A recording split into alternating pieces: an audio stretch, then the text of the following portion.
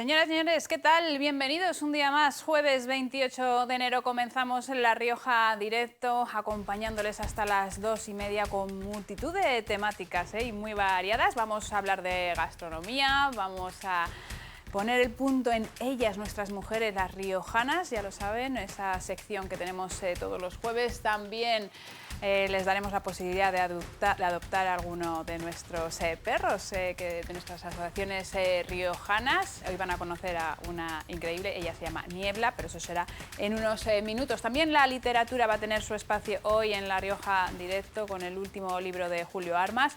Pero comenzamos como siempre con la actualidad, actualización de datos. De nuevo, 2 fallecidos. En las últimas 24 horas, 2 hombres, uno de ellos vivía en residencia y otro no vivía en residencia, era de mediana edad. Con ellos ya ascienden a 636 los fallecidos en nuestra comunidad autónoma desde que comenzó la pandemia. Los casos activos vuelven a aumentar, 71 casos activos más, son 2.898. Los ingresados, la presión hospitalaria se mantiene parecida a ayer, 235 ingresados por COVID en nuestros hospitales, son 2 menos que en la jornada anterior, y la unidad de cuidados intensivos sigue con el mismo número que ayer, 50 ingresados. Por municipios, sí que es cierto que los datos de hoy, vuelve a ser alarmante, sobre todo en 2 sitios. En Logroño, que vuelve a sumar 45 casos, y también ha sorprendido el caso de Haro, 48 casos activos más en las últimas 24 horas. Arnedo también sube 12 casos más, se bajan en Calahorra, en Alfaro y en Rincón de Soto. La verdad es que está siendo muy dura esta tercera ola, y vamos a hablar de esta tercera ola, de la actualidad, con un profesional traumatólogo del Hospital Los Manzanos, que lo tenemos al otro lado de la videollamada, Fernando Sáez Duarte, además también escritor, columnista en Aldana, el diario La Rioja semanalmente, ofreciéndonos sus múltiples puntos de vista sobre temáticas actuales, de actualidad. Muy buenas, Fernando, ¿qué tal? Hola Elsa, muy bien. ¿Y tú? Pues muy bien, aquí sorteando esta tercera ola. Fernando, en tu caso, te jubilaste por causas que no vienen a cuento, has vuelto al hospital, entre otras cosas. No sé si empezar por ahí. ¿Qué pasa? ¿Faltan médicos, faltan profesionales, Fernando? Sí, la verdad es que faltan profesionales. Ya antes de la epidemia había un déficit de profesionales sanitarios de primera línea como médicos, personal médico y de enfermería, pero ahora con lo que está sucediendo, con un incremento brutal de la demanda y que muchos de los profesionales también enferman y son baja en el servicio, pues todavía la situación es mucho más preocupante, ¿no? Ujú. Que antes. ¿Cómo lo estáis viviendo, Fernando? Desde particularmente tú, ¿cómo estás viviendo toda esta situación? Bueno, yo particularmente me considero un privilegiado porque ayer recibí la primera dosis de la vacuna, ¿sí? Ujú. Que eso, bueno, pues es un pinchazo de esperanza, ¿no? Y por estar en primera línea, bueno, ya sabes que nos están vacunando. Primero hay unos protocolos que en algunos casos se están saltando, pero que son discutibles, y si quieres luego hablamos de eso.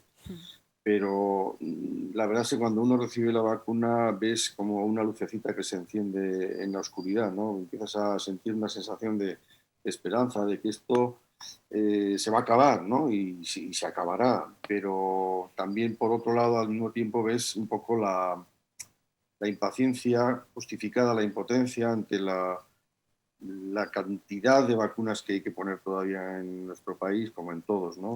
Es eso, porque yo supongo, Fernando, que ayer la sensación vuestra, supongo que tuvo que ser un momento, como bien decías, ilusionante, ¿no? Es un momento, más que eso, es emocionante, Eso. porque hemos recibido vacunas después de la gripe, pues, por edad, por otros factores, ya estamos acostumbrados a que nos vacunen, pero esto es una situación, yo creo que es emocionante, porque en medio de tanta desolación, de tanto pesimismo, de tanta tristeza, como nos está ocasionando a todos, ¿no? La epidemia, realmente la vacuna es eso, es un pinchacito de esperanza, ¿no? De que esto esto se va a acabar, que tiene ya los meses, no digamos los días, pero los meses contados, y ojalá que vengan 47 millones de vacunas mañana, las podamos poner pasado y se vacune todo el mundo ya, ¿no? Eso es ese sería el, el, el, el objetivo máximo, pero lamentablemente pues va a ser muy difícil de cumplir, ¿no? Lo que todos sabemos. Bueno, pues una ilusión, como bien dices, Fernando, que se está viendo un poco truncada por todas las noticias que recibimos. Hace poco escribías también en la columna en Diario La Rioja de precisamente este tema, también de las vacunas. Si bien es cierto, bueno, los últimos datos es que 684 personas ya han completado esa pauta de vacunación aquí en La Rioja. Hemos vuelto a recibir vacunas. Ahora mismo hemos recibido 14.305, de las cuales se han inoculado 9.618. Aún así, el ritmo, hablabas de ese ritmo hace unos días, lentito, Claro, ¿no? ten en cuenta que es que estamos hablando de que en La Rioja somos 330.000, ¿no? O no sé cuántos habitantes somos, que vacunables sean, si eliminamos, restamos los niños, seamos 300.000. A este ritmo es difícil que se consigan los objetivos que se han marcado de 70% vacunados, dicen en el verano, ¿verdad? El verano acaba el 20 de septiembre, no sabemos si es el 22 de junio. Yo creo que el problema de esto es que las vacunas, desde mi punto de vista, están secuestradas, ¿no? Las tienen como secuestrada la administración, porque a su vez las tiene secuestradas la Unión Europea, que las tiene secuestradas las grandes empresas farmacéuticas, las van vendiendo, por lo que estamos viendo en algunos casos, con no muy buenas prácticas éticas empresariales, a ver quién me paga más. Entonces, la cadena de distribución, desde que sale la vacuna de la fábrica hasta que llega al hombro del riojano, es increíble las trabas, los pasos, las lentitudes que hay que sortear, y esto debería de ser una prioridad absoluta. O sea, debería de paralizarse todo el país, toda Europa, y dedicarse a vacunar, a fabricar y a vacunar, y a no hacer otra cosa que eso y alimentarnos, porque es desesperante, ¿no? De hecho, como dices tú, al final esto es una escalada. Si las farmacéuticas no nos dan las dosis prometidas a Europa y a España, y yo creo que ahora lo que está pasando pues es ese miedo también de las comunidades autónomas, como algunas que ya dicen que no les quedan vacunas, por lo menos poder cumplir con esa segunda dosis Sí, claro, pues necesaria. claro. Y entonces Claro. no se pone la primera dosis para tener esas dosis Claro, es que para cuando eso. dicen han llegado tantas dosis, hay que dividir por dos, y ese es el número de vacunados, ¿no? También es verdad que, bueno, hay un protocolo, se está empezando por los colectivos de más riesgo, ¿no? Ancianos en residencia, sus cuidadores, médicos, personal sanitario de primera fila.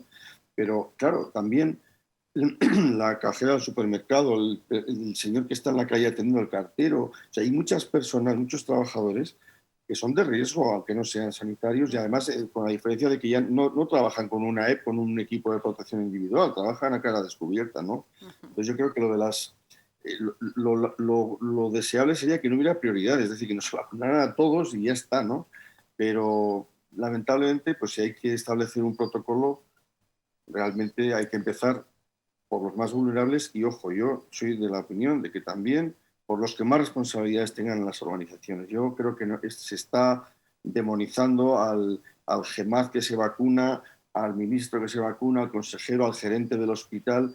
Deberían ser los primeros, pero obviamente de acuerdo con un protocolo establecido, no saltándose por propia iniciativa. Yo creo que los protocolos, como creo que ha hecho Extremadura y les han criticado, pero a mí me parece que todos somos muy importantes en las organizaciones, pero qué duda cabe que en la cúspide de las organizaciones, el máximo responsable, el que tiene que tomar las decisiones más importantes, a este había que vacunarlo el primero. Sobre todo, Fernando, bueno, yo creo que has dado un poco la clave, que efectivamente no, yo pienso que no es lo mismo la picaresca de decir yo me salto todas las colas para ponerme la vacuna porque soy quien soy, que, bueno, igual seguramente en muchos casos ha pasado que te han llamado, oye, mira, me sobra una dosis, vente que si no la vamos a tener que tirar. O sea, que supongo que las ¿No? circunstancias habrán sido, según qué casos, diferentes. Y o sea, nosotros nos llaman y dicen, oye, ¿te puedes bajar un segundo que te pongo la dosis? Que si no, pues mucha gente yo supongo que Claro. también. El problema de esta vacuna, a diferencia de otras, las personas que se hayan vacunado de la gripe saben perfectamente que son monodosis, es una jeringuita precargada de un uso y tal. El problema de los viales, con 5 o 6 dosis es ese, ¿no? Que al final el culillo ese que se dice un poco de manera castiza, el remanente ese que puede servir para una sexta dosis, a lo mejor no es fácil administrarlo en ese momento a quien le corresponda y tampoco se puede conservar y es mejor utilizarlo con quien esté por ahí que tirarlo. Es que también hay que ser un poco, no sé, antes de juzgar se ha vacunado, no le tocaba, pregunta a ver por qué ocurrió y que a lo mejor la alternativa era desechar esa dosis de vacuna, ¿no? Está claro, yo supongo que cada uno, según qué circunstancias, que no niego que seguramente haya muchos que hayan dicho, oye, mira, voy a aprovechar, Claro, es que lo que no se aprovechando puede que hacer el es, Pisuerga... claro, no se puede hacer es aprovechando que yo soy el jefe del cotarro o el almirante o el director del hospital o el consejero, oye, vente y ponme... No, tiene que estar protocolizado y conocido y aceptado, ¿no? Pero yo creo que los protocolos sí que son discutibles todos los protocolos y revisables, ¿no? Lo que no puedes hacer es, mientras exista el que existe, saltártelo, eso está claro. Claro, está claro. ¿Qué opinión te merece, qué análisis haces, Fernando, de ver cómo estamos aquí con eso poquito a poquito, intentando ahí ralentizar un poco para que haya esa segunda dosis, a estas imágenes que estamos viendo, como por ejemplo de Israel, con esas colas en los coches para vacunarse? ¿Qué te transmiten Bueno, esas hay que imágenes? tener en cuenta primero que Israel, al parecer, como Gran Bretaña, han comprado las dosis a doble desprecio, o sea, las han comprado mucho más caras y las empresas farmacéuticas no son ONGs, ¿verdad? Son empresas con ánimo de lucro, lícito, pero con ánimo de lucro. Y parece ser que ahí hay dos factores. Uno, que han conseguido más vacunas porque las han pagado más caras en el mercado, que eso es una ley salvaje del mercado, pero que es una ley que ahí está. Y dos, que tienen una logística de administración de las vacunas muchísimo más desarrollada que aquí. Es que aquí se está echando mano de personal, detrayéndolo a lo mejor de su trabajo habitual, de la sanidad pública, para que se dediquen a vacunar, cuando, mira, aquí en La Rioja te puedo asegurar que los médicos jubilados nos hemos ofrecido, y me consta por la presidenta del colegio, que se ha ofrecido a la consejería que médicos jubilados y seguro que enfermeros y enfermeras jubilados, yo creo que estamos capacitados para poner una inyección intramuscular, para prestarnos a vacunar todos los días de la semana de 8 de la mañana a 11 de la noche y como si hay que hacerlo en los cines, en el Rioja Forum o en el parking del centro comercial o en los garajes, como se está haciendo en muchos sitios, ¿no? Yo creo que ya sabemos que no llegan suficientes vacunas, pero lo que no tiene ninguna justificación es que una vez que hayan llegado se retrasen, ¿no? Fernando, ¿cómo estamos inmersos ahora en esta tercera ola? Yo creo, no sé ni si alguien se pensaba que fuese a llegar a la dimensión que está llegando. ¿Tú crees que te voy a preguntar si crees que todo es consecuencia de las Navidades Vamos o... a ver, se dice que todas las grandes epidemias tienen 3 o 4 olas. O sea, yo creo que va a haber una cuarta ola, ¿eh? Que Vaya. sea más o menos rara. Esta está siendo la peor porque teniendo los medios de protección, teniendo la experiencia de las anteriores, los dispositivos asistenciales que se han montado extraordinarios, e incluso así estamos como estamos, es la peor. ¿Qué duda cabe? Que ha habido, se está pagando ahora la relajación de eso que se llamó en salvar, que yo siempre entrecomillo. ¿Qué es eso de salvar la Navidad? ¿Qué es eso de salvar el verano y salvar la campaña turística? Es condenar a muerte a gente, salvar las Navidades. En Navidades no tenía que haber habido ni iluminación navideña, ni belenes, nada. No tendría que haber existido la Navidad, no tendría que haber ningún motivo para que la gente se relajara y saliese a la calle como si no estuviera pasando nada, como nos pasó en verano. En verano, después a principios de verano se nos hizo creer que ya se había pasado todo y volvimos otra vez a las andadas y el virus está ahí y además va a seguir estando aunque nos vacunemos. O sea, el virus no desaparece con la vacunación, ¿no? Lo que pasa es que ahora se supone que a lo largo de este año vamos a estar más protegidos y en una hipotética cuarta ola pues ya tendrá mucho menos intensidad, ¿no? Ajá. Pero esta es la evolución típica, normal de una epidemia nueva, de un germen nuevo, frente al que no había nada y frente al que la ciencia ha hecho una gran hazaña científica. El poner en marcha una vacuna con un 90 y tantos % de efectividad en menos de un año, eso es una auténtica proeza científica, ¿no? Que igual no se valora suficientemente.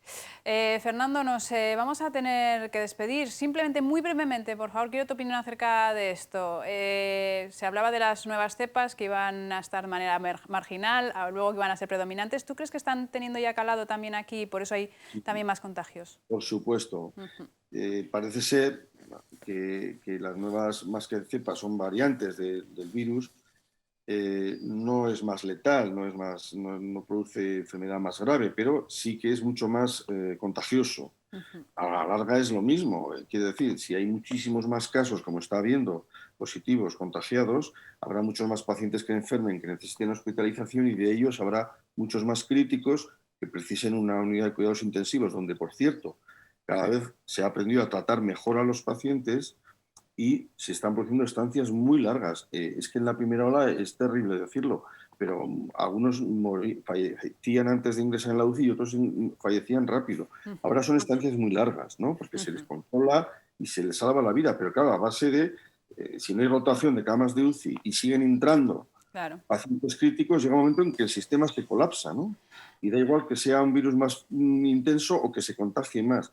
Lo que está claro es que las medidas de confinamiento es lo único efectivo, lo demuestran las estadísticas y la experiencia, y ese equilibrio tan difícil entre controlar una epidemia y sus consecuencias sanitarias y las consecuencias sociales y económicas es muy difícil de gestionar. Yo, desde luego, no me gustaría estar en la piel de ningún gestor, yo que tengo alguna experiencia, de ningún gestor político ni sanitario de esta epidemia. Fácil, desde luego, no tiene que ser en absoluto. Fernando Sáenz Aldana, muchísimas gracias por atendernos. Es un placer poder hablar contigo, analizar un poco todo lo que está pasando. No descartes otra llamadita en un tiempo. Pues cuando quieras, Elsa, ¿eh? Muchísimas gracias, un placer. Hablamos de salud, también hemos hablado muchas veces de economía y hoy vamos a hablar también de cultura, que también lo están pasando realmente mal. Se han cerrado también con las nuevas restricciones teatros, se han anulado otras citas culturales, y bien lo sabe aquel que acompaña a mi compañera Natalia Pérez.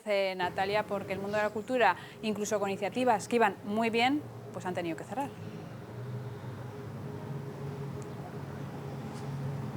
Así es, las nuevas restricciones y el cierre de todos los servicios no esenciales ha afectado a muchos sectores, entre ellos el de la cultura, cines cerrados, teatros cerrados y salas de exposiciones también cerradas. Jesús Rocandio, muy buenas tardes. Hola, buenas tardes. Responsable, entre otras cosas, de la Casa de la Imagen. ¿Cómo es la situación en la que os encontráis ahora mismo? Bueno, pues en este momento nosotros que tenemos dos secciones culturales, una que es una escuela de formación y luego la galería, la sala de exposiciones, pues las dos están cerradas, lógicamente.